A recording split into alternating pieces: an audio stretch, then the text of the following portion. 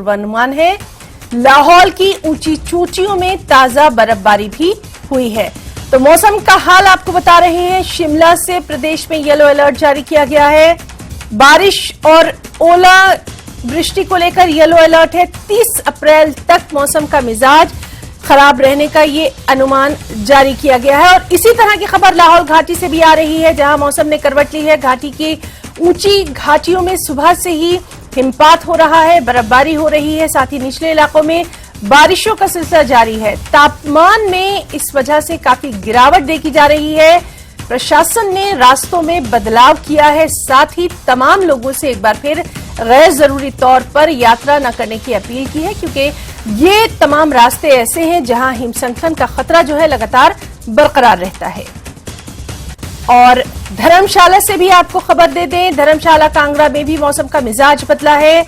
जोरदार गर्जन के साथ यहां घने बादल छाए हुए हैं। बीते कल से अगर हम बात करें तो दोपहर से ही मौसम का ये मिजाज बदला था। कई इलाकों में रुक रुक कर बारिश हो रही है, कई इलाकों में ओलावृष्टि भी देखी जा रही है।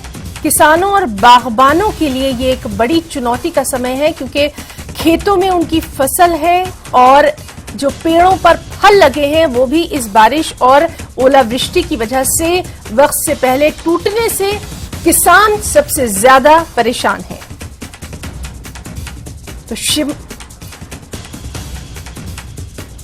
तो शिमला, लाहौल स्पीति और धर्मशाला कांगड़ा, यहां तमाम मौसम का मिजाज जो है बदला हुआ है। सीधे रुख करना चाहेंगे हमारे साथी राजेंद्र शर्मा का। राजेंद्र, मौसम के ताल्लुक से आपसे जानना चाहेंगे, खास तौर पर जिन तमाम इलाकों की हम बात कर रहे हैं वहां पर किसान सबसे ज्यादा परेशान नजर आ रहे हैं।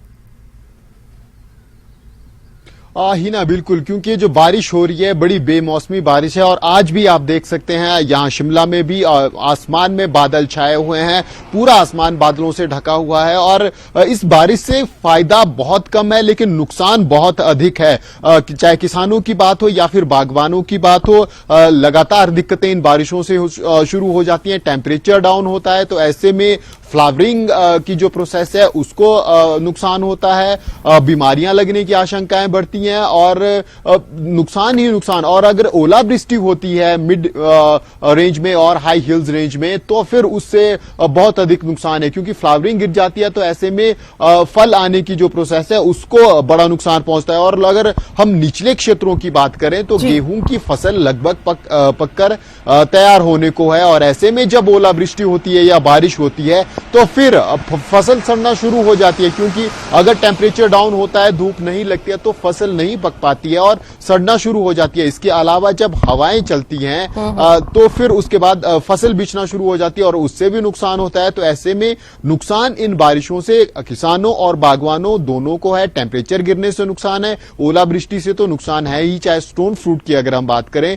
तो ये आजकल का मौसम है अप्रैल महीने का, ये बहुत महत्वपूर्ण होता है। खासकर अगर हम 15 अप्रैल से मई के शुरुआती दिनों की बात करें। और इस पूरे टेन्योर में इस बार मौसम खराब रहा है। एक स्पेल पहले हम देख चुके हैं और उसके बाद हालांकि 2 दिन काफी अच्छे रहे, लेकिन अब दोबारा से 30 तारीख तक येलो अलर्ट है। हाई हिल्स में स्नोफॉल की बात कही गई है मौसम विज्ञान केंद्र की तरफ से। मिड हिल्स में हेलस्टोन ओलावृष्टि हो सकती है और लो हिल्स में बारिश और हवाएं, तेज हवाएं चल सकती हैं। तो ऐसे में अगर बारिश के साथ तेज हवाएं चलती हैं तो फिर फसलों को बड़ा नुकसान होता है, स्टोन फ्रूट्स को बड़ा नुकसान होता है, सेब की पौधों को नुकसान होता है। फ्लावरिंग की प्रोसेस आजकल चली हुई है तो किसानों के लिए जरूर नुकसान है। इसके अलावा पर्यटन को भी, क्योंकि जब बारिशें होती हैं और लगातार लंबे स्पेल बारिश के रहते हैं तो फिर पर्यटन को भी जो फायदा होने की उम्मीद होती है वो कम हो जाती है जब लंबे समय तक मौसम खराब रहता है। हालांकि टेम्परेचर डाउन होने के कारण जरूर पर्यटक देश के अलग अलग कोनों से